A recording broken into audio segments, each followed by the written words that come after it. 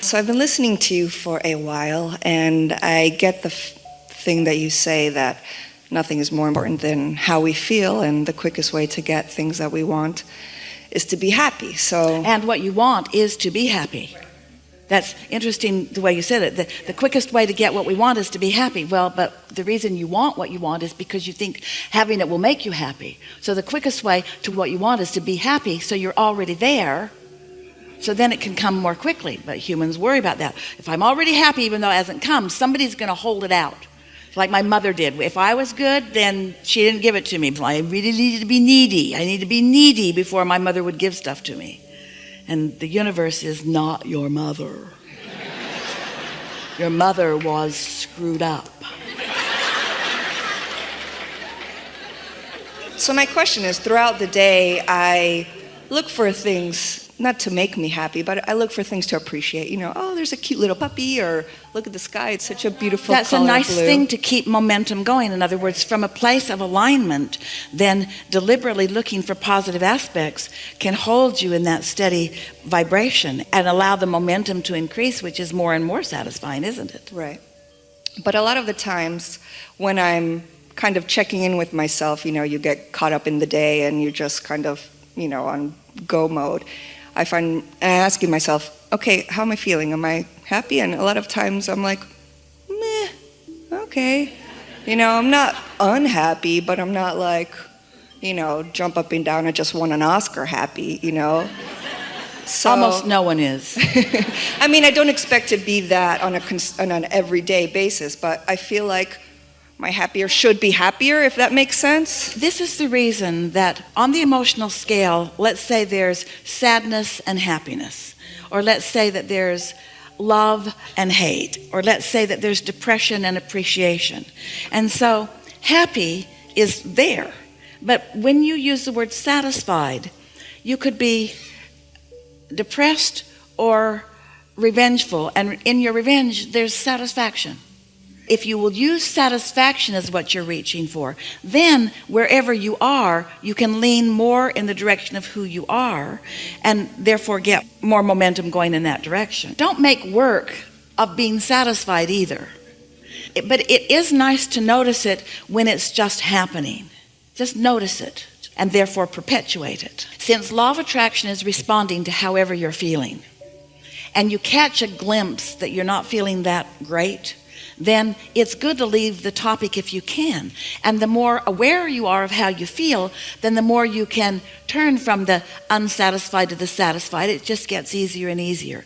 But if you aren't paying attention and you really get on a negative rant, then of course it's much more difficult. You need a lobotomy, or a good night's sleep, we recommend over the lobotomy, or meditation, which we recommend really over a good night's sleep. We would rather see you in appreciation than meditation, because in either case there's no resistance. But sometimes you just can't get to appreciation. And so just be soft about this. So your question is around feeling some dissatisfaction and wanting to turn it into satisfaction. Yeah, to just be happier, because sometimes when I'm checking in with myself about how I feel, oh, maybe I'm doing that thing you said that we're doing. But here's the thing, and we're so happy that you are helping us to talk about this here, because here's the thing. So here I am in this moment of time, and I'm having this manifestation, and in this example, I don't feel all that happy, but it is what it is, yes? So it's got to be enough, because it is what it is. And why is it what it is? Because of the momentum that created it. In other words, once something has manifested, you're really going to like this. The emotion that you might call dissatisfaction or not happy, that's a manifestation. Let's talk about this. So you're tuned in, you're in the receptive mode, and an idea comes to you. And you feel the enthusiasm of the idea. So you know you were in the receptive mode because the idea feels really good. Well, along with that idea is the emotion of happiness. And so you're in a manifested moment where the emotion is part of the manifestation. So what we're getting at here is that when you are feeling some dissatisfaction, it's manifested, and therefore it's already happened, and therefore the momentum is already underway, and therefore there's not all that much that you can do about it right here and now when it feels like that to you. But you take note of it, and you acknowledge that you want to feel happy, and you deliberately launch some more rockets of desire into your vortex, and then you get a good night's sleep, and when you wake up in the morning, you deliberately meditate because you know that meditation takes the edge off. So now this next day, let's call it Sunday, you've meditated, and so now your chance of, and we use that word because we know how you use that word, your chance of happiness is greater now that you've meditated this Sunday morning than it was before you did. So you meditate for 15 or 20 minutes, and then you just go into your day and you feel whatever you feel. But when you're feeling it, it's really sort of kind of too late to do anything about it because it's the result of energy that you've already flowed. Are you getting what we're talking about?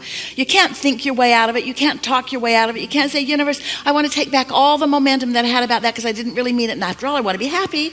It's going to play out kind of the way the momentum is. But now you launch another rocket of wanting more clarity, of more happiness. And then on Monday you meditate and you go as far as you can go into the day and feel as good as you can feel, and then on Tuesday, and then on Wednesday, and then on Thursday, and then on Friday, and before you know it, this meditation has put you into more of a receiving mode so that you are feeling more satisfaction about more things. It's preemptive. It's getting out ahead of it. When you're in an unhappy moment, usually the most that you can do is make a decision to do a better job of vibrationally preparing future moments. But when you're right in the middle of it, can't you see downward spirals? Aren't downward spirals evident? And the more you struggle and squirm within them, the faster they swirl and the more downward they go. And so it really is about not trying to think your way out of it in that moment. It's like, we've been offering an analogy. It's like what's happening now, the manifestation, is sort of like gum that you've chewed all the flavor out of. And the new juice is over here in the new thoughts and in the new things that you're receiving, you see. And so when you feel dissatisfaction, just let it be. And know that your vortex is queued up and that you're being called to more things, and let the satisfaction come from new things. Don't try to wring it out of the old things, because you usually don't. You usually just find more to be dissatisfied about. You want to talk about something specific? Well, I just kind of feel like sometimes that's my set point, a little bit like, if I don't look for things to be happy about, We'll go along with you. We'll let you call it your set point. But what do you think the set point of your inner being is? Elation, happy. And in fact, the only reason that you can feel that discomfort is because you have departed or you've moved away from the vibration that your inner being feels, and your inner being is not going to join you over there. So there are two set points involved here. The emotional, vibrational set point of your inner being and yours. Isn't it sort of satisfying to know that your dissatisfaction is an indicator of where you stand? Can't that be a little satisfying? Well, at least I know I'm not in alignment with my inner being. And at least I know my inner being is looking at this differently. And at least I know there's help on the way. And at least I know I'm blocking the help right now. And at least I know that it won't last like this forever. You see what we're getting at? Doesn't knowing how this all works help? Esther was annoyed at first when she realized that her negative emotion was because we were in a different vibrational place than she was. And one day, after some pretty strong momentum, she said, Abraham, if you're my friend, come over here where I am and close the gap. I think you should just come over here where I am and I'll feel better. And we said, we're not coming, but we will hold tight here and we will shine a bright light. And we will never take our eyes off of you.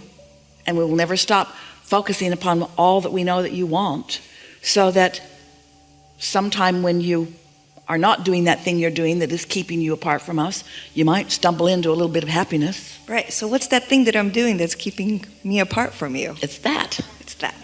Okay. It's that. It's thinking too much about it. It's noticing that I'm not happy. It's trying to figure out why I'm not happy. It's trying to wring the unhappiness out and put more happiness in. In other words, it's chewing the old gum. It's too much attention to the old reality. And we're calling the old reality, this reality that you're calling right now, this red hot minute. That's old.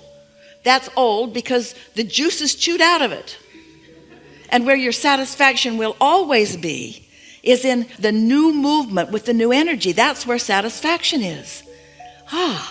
That's what satisfaction is. Satisfaction is tuning in and allowing the frequencies to blend as you evolve and attract as one set point. So you can have an ornery set point, your inner being never will. You can have a confused set point, your inner being is always in clarity. You can have a hateful set point, your inner being is always in love.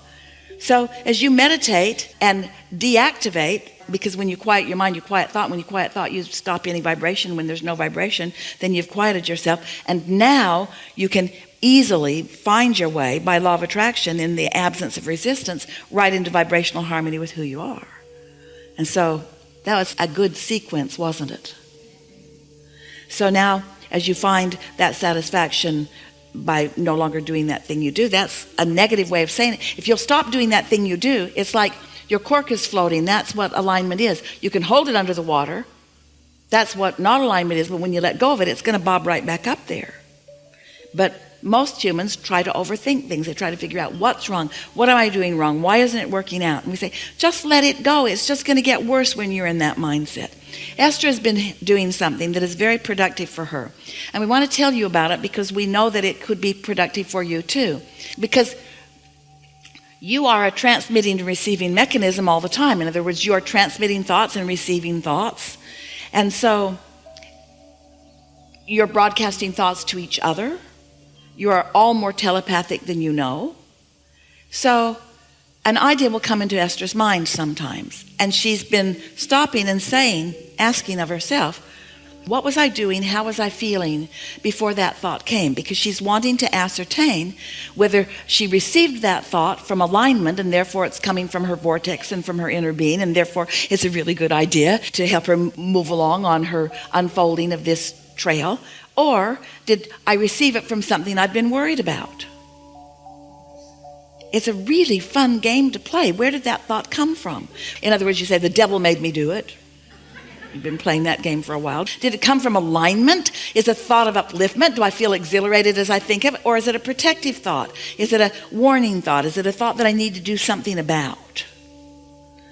And so as more and more you're in the receiving mode, then more of the thoughts that you receive will feel like that. You have control over everything that comes to you, starting with your own reception of your own thoughts.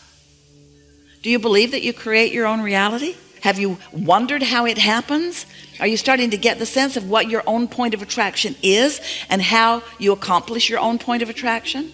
And so, in the same way that you could go into a bookstore or a library, and there are all of these books on different subjects with different attitudes and moods within them, and just because you have the ability to read the language in which they are written doesn't mean that you want to read every one of them.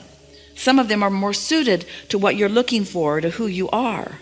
And so the same thing is true of everything in the world. There's a plethora out there. So many things, so many experiences, so much potential.